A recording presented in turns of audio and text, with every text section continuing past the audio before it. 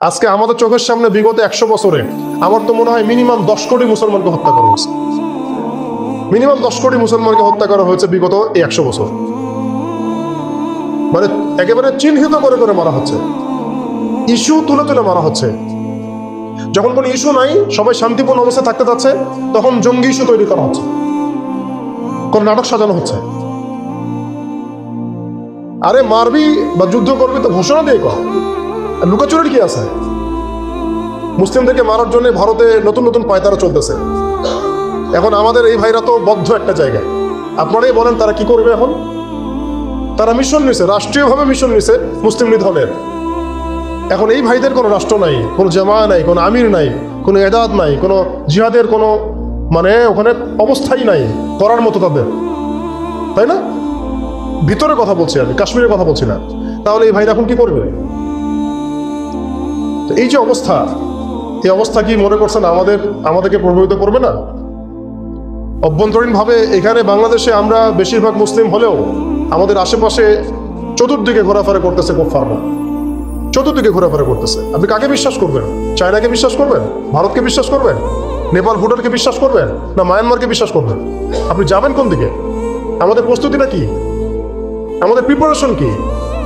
রাষ্ট্র কি প্রিপারেশন নিচ্ছে? আমার কথা হচ্ছে রাষ্ট্র নাকি যুদ্ধ করে?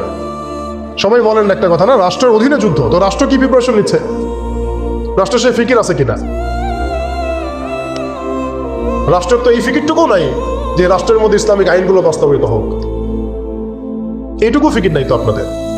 যারা ইলেকশন নির্বাচন গণতন্ত্র এগুলো করতেছেন, কার ফিকির আছে? আল্লাহর কসম করে বুকে হাত দিয়ে বলেন তো কার ফিকির আছে ক্ষমতায় গিয়ে আপনি আল্লাহর আইন বাস্তবায়ন করবেন? ইসলামপন্থী ভাইদের কথা বাদ দিস, ইসলামপন্থী ভাইদের কথা বাদ দিলাম, আমি সেকুলারদের কথা বলছি, ডেমোক্রেটিকদের কথা বলছি। কারণ রাষ্ট্র চলে আসছে এইভাবেই।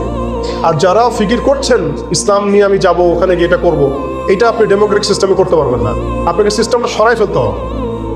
গণতন্ত্র বলে কোনো শব্দই রাখা যাবে না, তারপরে শরিয়া কায়েম করতে পারবেন। শরিয়া আর গণতন্ত্র একসাথে থাকতে পারে না।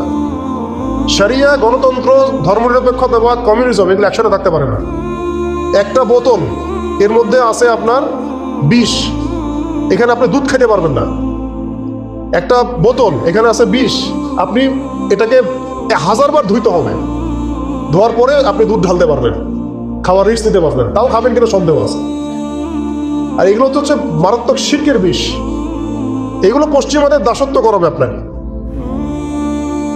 আমাদের হচ্ছে বড় কান্ট্রি আছে একটা তুরস্ক, একটা ইসলামিক ল বাস্তবায়ন করছে কিনা দেখায়। বড় একটা কান্ট্রি আছে মিশর, দেখায় না আমাকে একটা ইসলামিক ল বাস্তবায়ন করতে পারছে কিনা। তিউনিসিয়া পারছে কিনা, আজারবাইজান পারছে কিনা, মরক্কো পারছে কিনা, ইথিওপিয়া পারছে কিনা? আপনারা বলেন পারছে কি? ইয়েমেন পারছে কিনা, জর্ডান পারছে কিনা, লেবানন পারছে কিনা? পারে নাই। আফগানিস্তান পারছে কেন? আফগানিস্তান পারছে কেন? কারণ তারা সিস্টেমগুলোকে সরাই দিছে। সিরাতের আদলে, সিরাতের রক্তে ওরা জমিনকে পবিত্র করে ফেলছে। সিরাতের আদলে জিহাদের মাধ্যমে রক্ত দিয়ে পশ্চিমাদেরকে বিতাড়িত করে ওরা জমিনকে পবিত্র করে শরিয়া কায়েম করছে। এটাই শরিয়া কায়েম করার রাস্তা, আর কোনো রাস্তা নাই। আপনি যতই তন্ত্রমন্ত্রের ধার ধারেন না কেন, আপনি কখনোই সফল নিতে পারবেন না। লিখে নেন, কাজ করতে থাকেন, দেখেন। ফান্তাজিরু ওয়া ইন্না মাআকুম মিনাল মুনতাজিরিন। কোনো সমস্যা নাই। আফগান পারছে এই কারণেই, কারণ তারা পশ্চিমাদের তন্ত্রমন্ত্রের গোলক ধাঁধায় পড়ে নাই। তারা সিরাতের রাস্তায় হাঁটছে।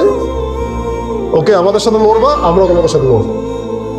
ঠিক আছে, হয় তোমরা থাকবে, না হলে আমরা থাকবো। হয় তাওহীদ থাকবে, না হলে শিরক থাকবে।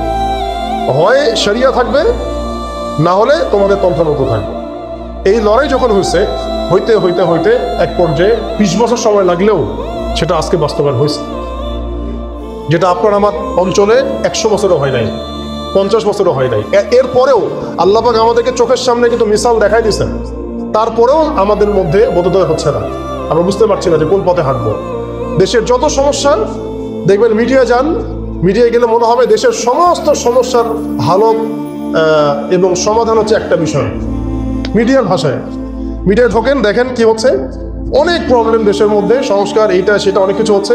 ভাবখানা এমন যে সব কিছু থেকে উদ্ধার করবে আমাকে একটা শব্দ, তার নাম নির্বাচন। তার নাম মানে নির্বাচন হলেই সব সমাধান হয়ে যাবে।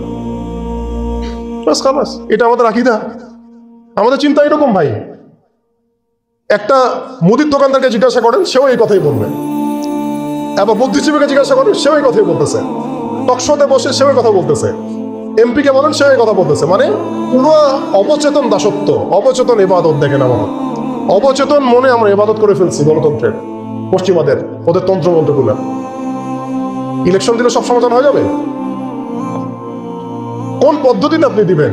দেওয়ার পরে কি হবে? মূলনীতি কি থাকবে? সংবিধান কি থাকবে? সংস্কারগুলো কি কি হবে? আপনি কি আল্লাহর জমিন, আল্লাহর দিন কায়েমের দিকে আসবেন কিনা? এখানে তো অনেক কথা আছে। এগুলোকে সলিউশন না করে এক্স ওয়াই জেড যেই আসুক, আপনি আমাকে বসায় দিন, আমি কিছুই করতে পারবো না। সিম্পল, আমাকে বসায় দেন, আমি কিছুই করতে পারবো না। আপনি সবচেয়ে পরহেজগার মানুষটাকে বসায় দেন, সেও কিছু করতে পারবে না, কারণ সিস্টেমটাই তাকে করতে দিবে না। এই জিনিসগুলো আমাদের বোঝা উচিত। উম্মার সংকটগুলো এইভাবে আমাদের আইডেন্টিফাই করতে হবে।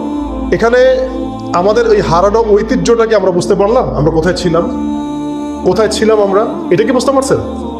এখন দেখেন আমরা আসি কোথায়। এখন আসি কোথায়? এক বাক্যে, আমাদের সারা ওয়ার্ল্ডে কোনো খিলাফা স্টেট নাই, এক নম্বর কথা। দুই নম্বর, নাই তো নাই, জেরুজালেম আমাদের হাতে ছিল, ওইটাও আমাদের কাছ থেকে কেড়ে নেওয়া হয়েছে। তারপরে আমাদেরকে এরকম 57টা পিস পিস রাষ্ট্রে ভাগ করা হয়েছে, ওই খেলাফা রাষ্ট্রকে বাদ দিয়ে। এবং প্রত্যেকটা রাষ্ট্রের মধ্যে মোনাফেক শাসক বসায় দেওয়া হয়েছে। একদম খোলামেলা বলে দিই, প্রত্যেকটা রাষ্ট্রের মধ্যে ম্যাক্সিমাম মোনাফেক শাসক বসায় দেওয়া হয়েছে, যারা নিজেরাই পশ্চিমাদের হয়ে সার্ভ করবে এবং আল্লাহর জমিনে তাগুত কায়েম করবে। আল্লাহর জমিনে তাগুত কায়েম করবে। এবং করেছে তারা। তাগুত কি তারা তো বুঝে না। তাগুত মানে শয়তান। যেখানে আল্লাহর বিধান চলে না, ওখানে শয়তানের বিধান চলে। সিম্পল। এটা 1000 জন বুদ্ধিজীবী মিলেও যদি একটা সংবিধান লিখে আর সেখানে আল্লাহ বিরোধী আইন থাকে, সেটা তাগুত। সেটার নাম কি? তাগুত। এই তাগুত মানে শয়তান। কেউ যদি ওর প্রতি ইমানদার হয়ে মারা যায়, জাহান্নামে যাবে। কেউ যদি ওর উপর ইমানদার হয়ে মারা যায়, সরাসরি জাহান্নামে যাবে ইনশাআল্লাহ, কারণ সে তাগুতের দাসত্ব করছে। আর আমাদেরকে বলাই হয়েছিল, ওয়া মা ইয়াকফুর বিত-তাগুত ওয়া ইউমিন বিল্লাহ ফাকাদ ইসতামসাকা বিল-উরওয়াতিল ওয়াসকা লা ইনফিসামা লাহা ওয়াল্লাহু সামিউন আলিম। সূরা বাকারায় 256 নম্বর আয়াত পড়ে দেখ বাসায় গিয়ে, আয়াতুল কুরসি পড়ে আছে। তাগুতকে কুফরি না করা পর্যন্ত কেউ মুমিন হইতে পারে না। তাগুতের সাথে কুফরি না করা পর্যন্ত কেউ মুমিন হইতে পারবে না, এটাই বাস্তব। এখন এইভাবে আমাদেরকে ভাগ করা হয়, মোনাফিক শাসক বসায় দেওয়া হয়। শুধু তাই না, প্রত্যেকটা কান্ট্রির মধ্যে ওই 4 দেবতা 5 দেবতা ঢুকাই দেওয়া হয়েছে, ওই যে বললাম আগে।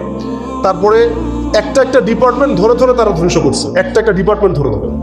রাজনীতি ধ্বংস করছে, ইসলামিক রাজনীতি সরাই দিছে। অর্থনীতি ধ্বংস করছে, সুদ ঢুকাই দিছে। তার মধ্যে ঘুষ আছে, ইনফ্লেশন আছে, দুর্নীতি আছে, এগুলো তো আছেই। তারপরে সমাজের যে আমাদের ব্যাপারগুলো, সমাজের নীতি নৈতিকতার বিষয়গুলো দেখেন একেবারেই উঠাই দিচ্ছে, দিন দিন উঠাই দিচ্ছে। এখন নাকি আপনি স্ত্রীর সাথে সহবাস করলেও ধর্ষণ হবে। সুবহানাল্লাহ, কি অবস্থা! আর এদিকে আপনি পতিতালয়ে গেলে ওটা হচ্ছে শ্রমিকের কাছে গেছেন আপনি। কি বোঝাচ্ছে আমাদেরকে তাহলে? এটাই তো নাকি? আর আপনি নাউজুবিল্লাহ কেউ যাবে পতিতালয়ে, তাদেরকে বলা হচ্ছে তারা শ্রমিক। তসলিমা নাসরিনকে আমরা এখান থেকে বিতাড়িত করছিলাম কেন? তসলিমা নাসরিনকে আমরা বিতাড়িত করছিলাম কেন? ঘুরে ফিরে তো সেটাই আসতেছে। আবার শুধু তাই না, এখন আবার লিঙ্গ চেক করতে হয়, সে কি নারী না পুরুষ না অন্যান্য। অন্যান্য মানে কি জানেন? অন্যান্য মানে কি ট্রান্স কিনা, ট্রান্সজেন্ডার চালু করে দেওয়া হলো। আরে ভাই, হজের নিবন্ধন করতে গেলেও দেখা যাচ্ছে অন্যান্য আসতেছে। কি বোঝাচ্ছে না আমাদেরকে তাহলে? মানে ট্রান্সজেন্ডারটাকে আপনারা ভিতরে ভিতরে এটাকে প্রমোট করে ফেললেন, লিগালাইজ করে ফেললেন। আবার সমকামিতা তো আছেই, জেনা ব্যভিচার এগুলো তো ছড়াচ্ছেই, ফ্রি মিক্সিং দিয়ে দিছে, ছেলেমেয়ের অবাধ মেলামেশা। মানে সমাজের একটা যে স্থিতিশীলতা থাকে মুসলিমদের, এটাকে ধ্বংস করছে এরা। এরা কি পশ্চিমারা এসে করছে? এখানে ওদের অনুগত দাসদেরকে দিয়ে করেছে। সমাজকে ধ্বংস করছে, অর্থনীতি ধ্বংস করছে, রাজনীতি ধ্বংস করছে, মিডিয়াগুলো ওদের হাতে নিয়ে নিছে। মিডিয়া হাতে নেওয়া মানে হচ্ছে মানে দিনকে ওরা রাত বানাই দেবে, রাতকে দিন বানাই দেবে। আর আপনারা তাদেরকে এত বিশ্বাসও করেন, অনেকে একটু ইসলামিক নিউজ করলে আপনারা বিশ্বাসও করেন। আসার সময় যে আমরা মাওয়াদি আসলাম, ওখানে দেখবেন একটা পোস্টার আছে বড় করে, সেটাতে লেখা আছে যে ওই যে আবু সাইদের ছবি দেওয়া আছে, দিয়ে আছে কি নতুন বাংলাদেশে স্বাগতম না এরকম কিছু একটা, নিচে লেখা আছে প্রথম আলো। দেখেন এদের চরিত্র দেখেন। এরা বিগত প্রায় শুরু থেকে এরা আজ পর্যন্ত এই তাগুতের সার্ভ করছে, ভারতের দালালি করছে, ফ্যাসিস্টের দোসর ছিল। এরা আমাদেরকে জঙ্গি বানাইছে, এরা বহু মানুষকে কারাগারে পাঠাইছে, এরা বহু মানুষের গুমের জন্য দায়ী। খুনের জন্য দায়ী, হত্যার জন্য দায়ী, ফাঁসির জন্য দায়ী। এরা আবার পাল্টি মারল পরিবর্তিত বাংলাদেশ। দেখছেন, এই হচ্ছে মিডিয়ার অবস্থা। প্রত্যেকটা মিডিয়া ওরা হাতে নিয়ে নিছে, এবং এর সাথে প্রযুক্তিগত উন্নয়ন। আমি তো বলছিলাম যে মানে আমাদেরকে এইভাবে মনিটর করা হতো যে আমাদের ফোনে যদি আপনি একটা কল দেন, মেসেজ করেন, তাহলে আপনি ট্রেস হয়ে যাবেন। এইভাবে মনিটর করা যায়। আপনি গোপনে আপনার স্ত্রীকে কি বলছেন সেটা তারা শুনতেছে আড়িপেতে। আমি জানি না আপনি আপনার ওয়াইফকে ফোনে গোপনে কি বলতেছেন। কিছু আলাপ হতে পারে, অ্যাডাল্ট হতে পারে কিনা, ওইটা তারা রেকর্ড করতেছে। সুবহানাল্লাহ। এখন টেকনোলজি এই জায়গায়, AI এখানে বসে একটা ক্লিক করবে, আপনাকে যদি ওইখানে শুট করতে চাই শুট করা যাবে। ড্রোন এসে আপনার কপালে গুলি মেরে দিয়ে চলে যাবে দূর থেকে। এই প্রযুক্তি দিয়ে এই ফিলিস্তিনে বহু মানুষকে মারা হচ্ছে এখন, রাইট নাও। তো আমি বলতে চাচ্ছিলাম আমরা কোন জায়গায় আসছি, এই জায়গায় এখনকার হালত, আজকে এই জায়গায় তারা আমাদেরকে নিয়ে আসছে। এখন প্রশ্ন হচ্ছে যে এই ওদের যে মানে অগ্রগতি, আমাদের যে অধঃপতন, এই জিনিসটার জন্য কি শুধু তারাই দায়ী না আমরাও দায়ী আছি? শুধু কি তারাই দায়ী না আমরা দায়ী আছি? আমরা আমাদের আগে দোষগুলো খুঁজে বের করব, আমরা নিজেরা আমাদের আগে ল্যাকিংসগুলোকে খুঁজে বের করব। আপনি দেখবেন, খুঁজতে থাকেন, প্রথম ল্যাকিংস পাবেন আপনি, আমি, বেশিরভাগ মানুষই জীবনের মৌলিক উদ্দেশ্য থেকে সরে গেছে। আমরা দুনিয়াদার হয়ে গেছি ভাই। আমরা এই দুনিয়াতে এইভাবে থাকার জন্য আসি নাই। আল্লাহ পাক আমাদেরকে পাঠাইছেন এই দুনিয়াতে দুইটা কাজ দিয়ে। একটা হচ্ছে আল্লাহর ইবাদত করতে হবে এবং তার জমিনে দিন কায়েম করতে হবে। এখানে আমি অন্য কোনো উদ্দেশ্যে আসি নাই, আমরা মুসাফির এখানে সময়। আল্লাহ পাক বলেছেন, ওয়ামা খালাকতুল জিন্না ওয়াল ইনসা ইল্লা লিয়াবুদুন। আর ইন তানসুরুল্লাহ ইয়ানসুরকুম ওয়া ইউসাব্বিত আকদামাকুম ওয়ালা তামুতুন্না ইল্লা ওয়া আনতুম মুসলিমুন। কতগুলো আয়াত আছে। ইন্নাল্লাহা লা ইউগাইয়িরু মা বিকওমিন হাত্তা ইউগাইয়িরু মা বিআনফুসিহিম। আয়াতের পর আয়াত বলা যাবে। আমাদেরকে এই দুনিয়াতে পাঠানো হয়েছে দুইটা কাজ। আমাদেরকে আল্লাহর ইবাদত করতে হবে এবং আল্লাহর জমিনে তার দিন কায়েম করতে হবে। এটা আমাদের কাজ। বাকি সবকিছু গৌণ, এগুলো মুখ্য কাজ, মেইন।